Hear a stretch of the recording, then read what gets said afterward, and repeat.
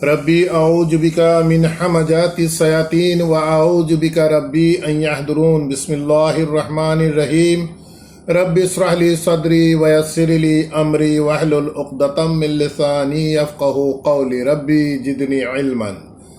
प्रिय दर्शकबृन्द, আপোনালোক আটাইলৈকে জনাইছো শান্তি বৰ্ষণৰ আহ্বান। সালামুন আলাইকুম। আপোনালোক আটাইৰে ওপৰত শান্তি বৰ্ষিত হওক। আমাৰ এই কোৰআন অনুবাদ চৰ্চাৰ ধাৰাবাহিকতাৰ আজিৰ ৪৫তম খণ্ডলৈ মই মুক্তাবুল হুছেইনে আপোনালোক সকলোকে আদৰণি জনাইছো। আৰম্ভ কৰিব লৈছো ২০০ আয়াত বিশিষ্ট কোৰআন মজিদৰ ৩ নং সূৰা আলে ইমৰান, অৰ্থাৎ ইমৰানৰ পৰিয়ালবৰ্গ বা ইমৰানৰ বংশধৰ। ইতিমধ্যে আমি কোৰআন মজিদৰ ২ নং সূৰা আল বাকাৰা সমাপ্ত কৰিছোঁ। আল বাকাৰাত আমি দেখি আহিলোঁ যথেষ্ট সংখ্যক মহান আল্লাহৰ বিধান সন্নিৱিষ্ট কৰা হৈছে সূৰাতুল আল বাকাৰা। কিন্তু এই ৩ নং সূৰা আলে ইমৰানত মহান আল্লাহৰ বিধান বিশেষভাৱে সন্নিৱিষ্ট নোহোৱা এক সূৰা। কিন্তু তাৰ বিপৰীতে মহান আল্লাহে আমাক এই বিধানেই হওক বা কোৰআনেই হওক আমাৰ বুজাৰ যিটো বুজ, মানুহৰ আণ্ডাৰষ্টেণ্ডিংছ, ফিলিংছ, অনুধাৱন, সেই অনুধাৱন কৰা যিটো শক্তি, যাক আৰবীত হিকমা বুলি কোৱা হয়, বুজ, এই হিকমাৰ ওপৰত বিশেষভাৱে এই বিশেষ সূৰাটিত গুৰুত্ব আৰোপ কৰিছে মহান আল্লাহে। আমি ফিল কৰিব লাগিব। আৰবীৰ পৰা অসমীয়াত কিবা এটা বুজাটো ডাঙৰ কথা নহয়, কিন্তু তাক আমি অন্তঃকৰণেৰে প্ৰতিটো দিশ, প্ৰতিটো বিষয় অনুভৱ কৰিব পাৰিব লাগিব। এই অনুভৱৰ যিটো বুজ, সেই বুজটোৱে হৈছে আল হিকমা। গতিকে এই ৩ নং সূৰা আলে ইমৰানত বিশেষভাৱে মহান আল্লাহে হিকমাৰ ওপৰত গুৰুত্ব আৰোপ কৰা দেখা গৈছে। গতিকে আহক ইনশাআল্লাহ আৰম্ভ কৰোঁ কোৰআন মজিদৰ ৩ নং সূৰা আলে ইমৰান। বিসমিল্লাহিৰ ৰহমানিৰ ৰহিম। আলিফ লাম মিম। সূৰাতুল আল বাকাৰাৰ আৰম্ভণিও হৈছিল আলিফ লাম মিম দি। এই আল ইমৰানৰো প্ৰথম ১ নং আয়াত আৰম্ভ হৈছে আলিফ লাম মিম দি। ৩টা বিচ্ছিন্ন আৰবীৰ বৰ্ণমালা দি মহান আল্লাহে আৰম্ভ কৰিছে আলিফ লাম মিম। তাৰপাছত কৈছে আল্লাহু লা ইলাহা ইল্লা হুৱা আল হাইয়ুল আল কাইয়ুম।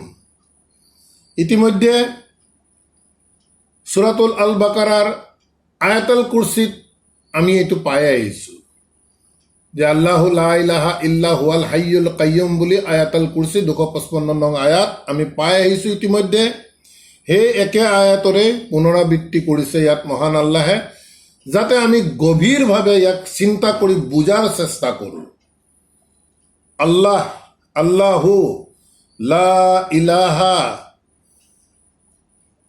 কোনো মান্য নাই, লা ইলাহা ইল্লা হুৱা, তেওঁৰ বাহিৰে।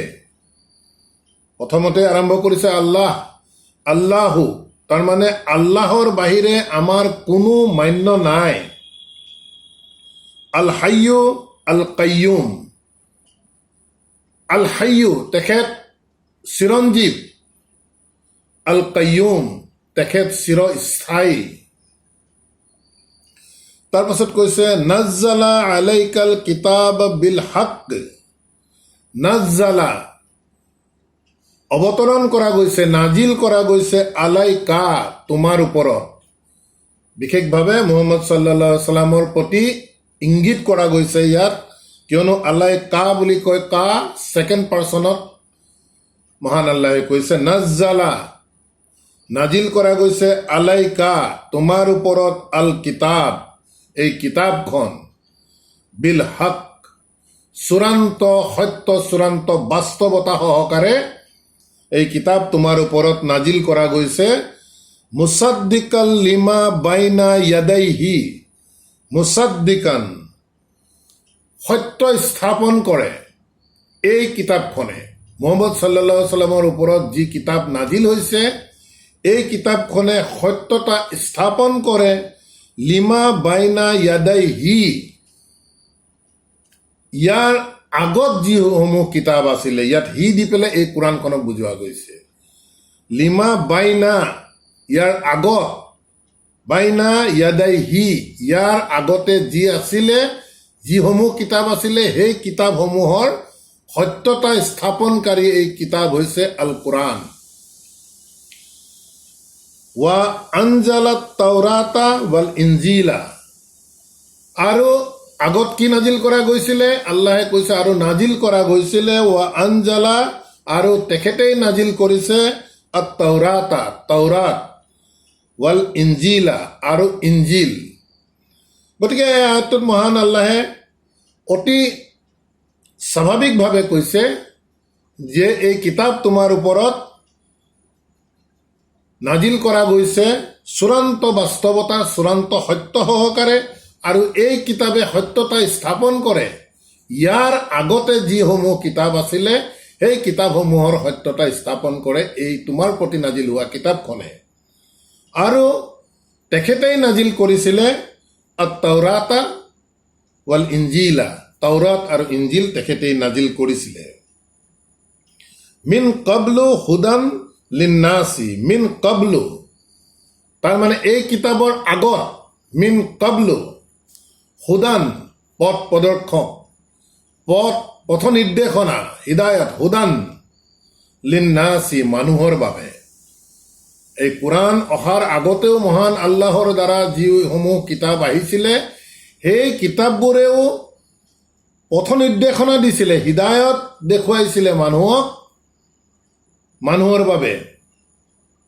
ৱা আনজালাল ফুৰকান, আৰু তেখেতেই নাজিল কৰিছে, তেখেতেই অৱতৰণ কৰাইছে আল ফুৰকান, অৰ্থাৎ সঁচা আৰু মিছাৰ পাৰ্থক্যকাৰী হিচাপে। আল্লাহৰ প্ৰতিখন কিতাপেই প্ৰকৃততে আল ফুৰকান। গতিকে আল্লাহে ইয়াত কৈছে যে এই কিতাপৰ আগত মিন কাবলু হুদান পথ নিৰ্দেশনা লিন্নাসি মানুহৰ বাবে, তাওৰাত আৰু ইনজিলৰ বিষয়ে ইংগিত কৰি কৈছে লিন্নাসি ৱা আনজালাল ফুৰকানা, আৰু তেখেতে নাজিল কৰিছে সত্য মিথ্যাৰ পাৰ্থক্যকাৰী আল ফুৰকান। ইন্নাল্লাযীনা কাফাৰু বি আয়াতিল্লাহি, ইন্না নিশ্চয়, আল্লাযীনা যিসকলে, কাফাৰু, এই কাফাৰু শব্দ দি আমি বহুত ধৰণৰ অৰ্থ ইয়াৰ পৰা প্ৰকাশ কৰে। অবিশ্বাস, অগ্ৰাহ্য, অমান্য, গোপন কৰা, গোটেইবোৰ বস্তুৱেই এই কাফাৰু শব্দৰ দ্বাৰা অৰ্থ প্ৰকাশিত হয়। গতিকে ইন্না নিশ্চয়, আল্লাযীনা কাফাৰু যিসকলে, কাফাৰু বি আয়াতিল্লাহি যিসকলে অগ্ৰাহ্য কৰে আল্লাহৰ এই বাণী ও বাৰ্তাসমূহ, বা যিসকলে গোপন কৰে আল্লাহৰ এই বাণী ও বাৰ্তাসমূহ, লাহুম আজাবুন সাদীদ, সিহঁতৰ বাবে আছে কঠোৰ শাস্তি। ওয়াল্লাহু আজিজুন জুল ইন্তিকাম, ওয়াল্লাহু আজিজ, আল্লাহ যথেষ্ট ক্ষমতাসম্পন্ন, যথেষ্ট ডাঙৰ, জুল ইন্তিকাম প্ৰতিশোধ লোৱাৰ ক্ষেত্ৰত আল্লাহ যথেষ্ট ক্ষমতাবান। ইন্তিকাম। তাৰ পাছৰ আয়াতত মহান আল্লাহে কৈছে ইন্নাল্লাহা লা ইয়াখফা আলাইহি শাইউন, ইন্নাল্লাহা নিশ্চয় আল্লাহে, লা ইয়াখফা আলাইহি শাইউন কোনো একোৱে গোপন কৰা নাই, আলাইহি তেখেতৰ ফালৰ পৰা, মহান আল্লাহৰ ফালৰ পৰা, ফিল আৰদি ৱালা ফিছ সামাই, এই পৃথিৱী আৰু এই আকাশৰ মাজৰ কোনো কথাই মহান আল্লাহৰ তৰফৰ পৰা গোপন কৰা হোৱা নাই। ইন্নাল্লাহা ইয়াখফা, আল্লাহে কোনো গোপন কৰা নাই, আলাইহি তেওঁৰ ফালৰ পৰা, চাইয়ুন একো এটা বিষয়ে, একো এটা বস্তুৱে, ফিল আৰদি এই পৃথিৱীত, ৱালা ফিছ চামাই আৰু এই আকাশত।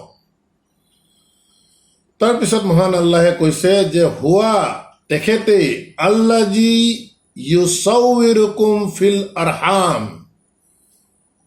আল্লাহৰ পৰিচয় দি পেলাই কৈছে, আল্লাহৰ কথা কৈছে, হুৱা তেওঁৱেই, আল্লাজি যিজনে, ইউছাউইৰুকুম তোমালোকক আকাৰ দিছে, তোমালোকৰ দৈহিক যি আকাৰ, যি তোমালোকৰ চেহেৰা, যি মানুহৰ যিটো শৰীৰৰ দৈহিক আকাৰ, অৱয়ব, যি চেহেৰা, সেই আকাৰ, সেই ষ্ট্ৰাকচাৰ তেখেতেই দিছে ফিল আৰহাম, গৰ্ভত।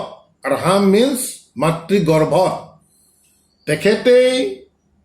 তেওঁৱেই সেইজন যিয়ে আকাৰ দিছে, ষ্ট্ৰাকচাৰ দিছে তোমালোকৰ ফিল আৰহাম,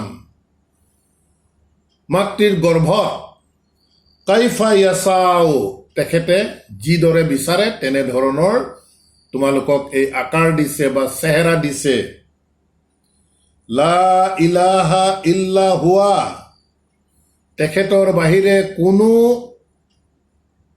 আৰু মান্য নাই। লা ইলাহা ইল্লা তেখেতৰ বাহিৰে কোনো আৰু মান্য নাই। ইল্লা হুৱা আল আজিজুল হাকিম আৰু তেখেতেই আজিজ যথেষ্ট ক্ষমতাবান, যথেষ্ট ডাঙৰ, আল হাকিম আৰু সকলো জ্ঞানৰ তেখেতেই একমাত্ৰ অধিকাৰী।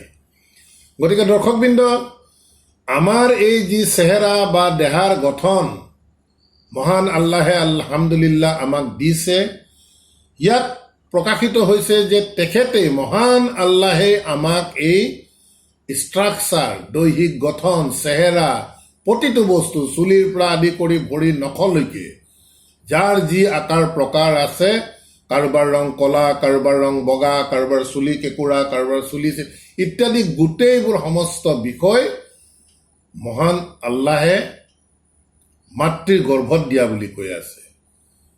সেয়েহে মহান আল্লাহে দিয়া আমাৰ এই গঠন প্ৰক্ৰিয়াত, শৰীৰৰ গঠন প্ৰক্ৰিয়াত পাৰ্মানেণ্টলি কোনো ধৰণৰ আমি ৰদ বদল কৰা অনুচিত। আহিব ইনশাআল্লাহ, পৰৱৰ্তী সময়ত পাম। মহান আল্লাহে আমাক যি দিছে তাৰ ওপৰত আমি তাক আবদাল কৰা কথাটো বেলেগ, আবদাল কৰিব লাগিব, যথেষ্ট যতন ল'ব লাগিব, কিন্তু পাৰ্মানেণ্টলি, স্থায়ীভাৱে আমাক দিয়া আল্লাহে আমাৰ যি দেহাৰ গঠন, তাৰ ভিতৰত আমাৰ স্থায়ী কোনো পৰিৱৰ্তন কৰাৰ আমি চেষ্টা কৰাটো উচিত নহয়। তাৰপিছত মহান আল্লাহে কৈছে, হুৱা আল্লাজি আনজালা আলাইকাল কিতাব। হুৱা তেওঁৱেই, আল্লাজি যিয়ে, আনজালা আলাইকা তোমাৰ ওপৰত নাজিল কৰিছে, আল কিতাব এই কিতাপখন, মিনহু এই কিতাপৰ ভিতৰত, হু দি কিতাপক বুজাইছে, তেওঁৱেই সেইজন যিয়ে নাজিল কৰিছে তোমাৰ ওপৰত এই কিতাপ। এই কিতাপৰ ভিতৰত আছে আয়াতুন মুহকামাত, অতি স্পষ্ট, অতি প্ৰাঞ্জল, সহজতে বুজি পোৱা মুহকামাত আয়াত, আয়াতসমূহ এই কিতাপৰ ভিতৰত তেখেতে নাজিল কৰিছে। যি আয়াতসমূহ আমি পঢ়িলে অতি সহজভাৱে প্ৰত্যেকেই বুজি পায়, কোনো কঠিনতা নাথাকে।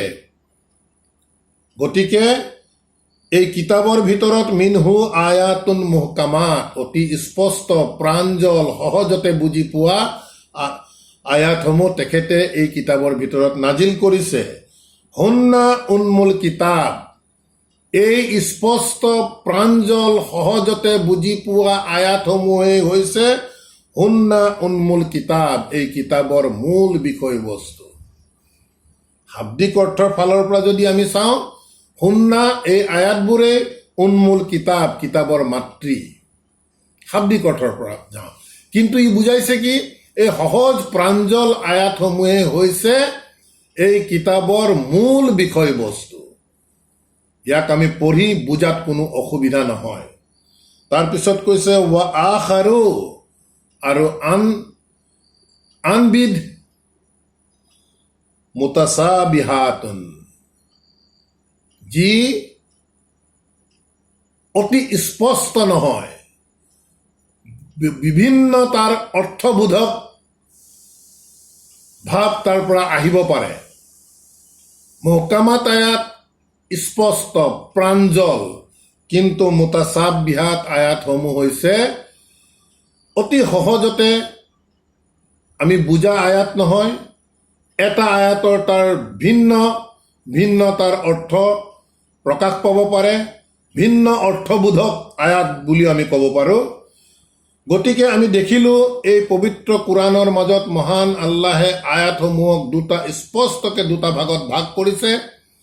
প্ৰথম ভাগটোক কৈছে যে আয়াতুন মুহকামাত, সহজ প্ৰাঞ্জল, সহজতে বুজি পোৱা, স্পষ্ট। আৰু এনেধৰণৰ মুহকামাত আয়াতসমূহে হৈছে এই কোৰাণৰ, এই কিতাপৰ মূল বিষয়বস্তু বুলি কৈ আছে। হুন্না উন্মূল কিতাপ। ৱা আখাৰু, আৰু আনবিধ হৈছে মুতাসাবিহা, সহজতে বুজাত কিছু কঠিন হয়, বা ইয়াৰ অৰ্থ ভিন্ন অৰ্থ ই বহন কৰিব পাৰে, ভিন্ন অৰ্থবোধক আয়াত বুলি আমি ক'ব পাৰোঁ। তাৰপাছত মহান আল্লাহে কৈছে ফাআম্মা আল্লাযিনা ফি কুলুবিহিম জাইগুন। গতিকে ফাআম্মা আল্লাযিনা, যিসকলৰ ফি কুলুবিহিম, যিসকলৰ অন্তৰৰ ভিতৰত আছে জাইগুন, বক্ৰতা। আমি ইতিমধ্যে পাই আহিছিলোঁ ফি কুলুবিহিম মাৰাদুন ফাজাদাহুমুল্লাহু মাৰাদা। গতিকে আল্লাহে তাৰ প্ৰকাশভংগী অন্তৰৰ ৰোগ বুলি কৈছিলে, আৰু ইয়াক আল্লাহে কৈছে যিসকলৰ অন্তৰত বক্ৰতা আছে। এই বক্ৰতাই হৈছে সেই ৰোগ, অন্তৰৰ ভিতৰৰ ৰোগ।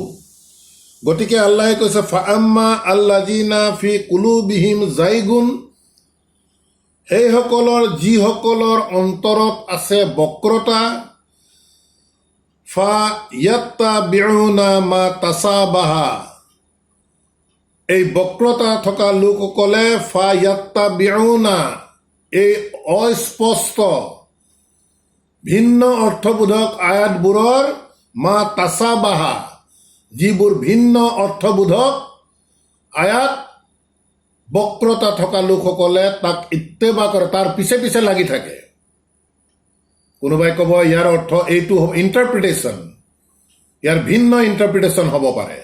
গতিকে মহান আল্লাহে কৈছে যিসকলৰ অন্তৰত বক্ৰতা থাকে তেওঁলোকে কি কৰে, এই মুতাসাবিহা, ভিন্ন অৰ্থবোধক, যাৰ ইণ্টাৰপ্ৰিটেশ্যন বেলেগ বেলেগ হ'ব পাৰে, অন্তৰত বক্ৰতা থকা লোকসকলে এই আয়াতবোৰৰ পিছত লাগি থাকে। এইটো এনেকে নহ'ব, এইটো এনেকে হ'ব, এনেকে হ'ব, ইত্যাদি ইত্যাদি ভিন্ন মত। এই কথাটো ইয়াত বুজাইছে। ইবতিগা ফিতনাতিন, ইবতিগা, কিয় এই ইয়াৰ পিছে পিছে লাগি থাকে?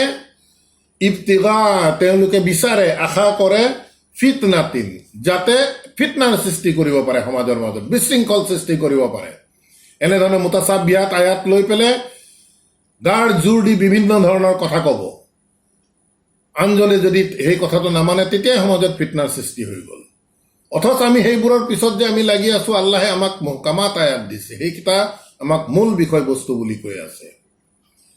তাৰপাছত মহান আল্লাহে কৈছে ৱাবতিগা তাৱিলিহি, দুটা ভাগ কৰিছে মহান আল্লাহে।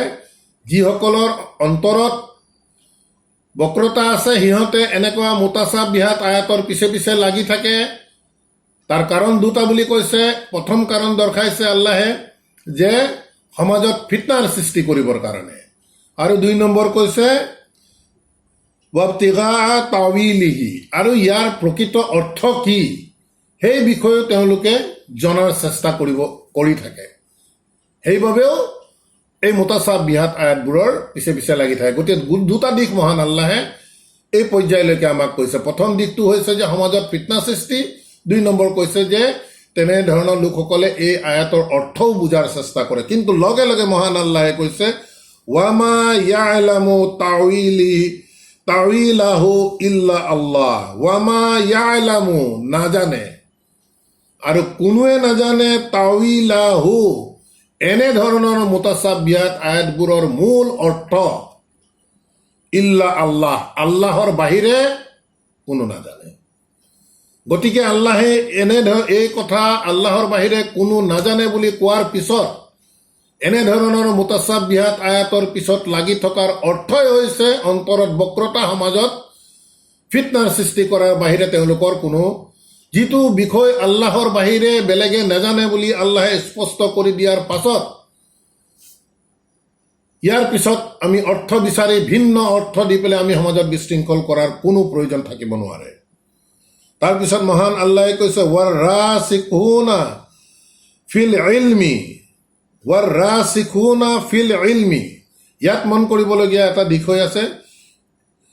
ৱাৰাছিকুনা, ৰাছিক শব্দটোৱে দি পেলাই বুজায় যে জ্ঞানৰ এটা উচ্চ পৰ্যায়ৰ স্থানত আহি যেতিয়া মানুহ অৱস্থান পাব, ৰাছিক ফিল ইলমি, জ্ঞানৰ আমি অনুবাদ চালে জ্ঞানীসকল বুলি পাম আমি।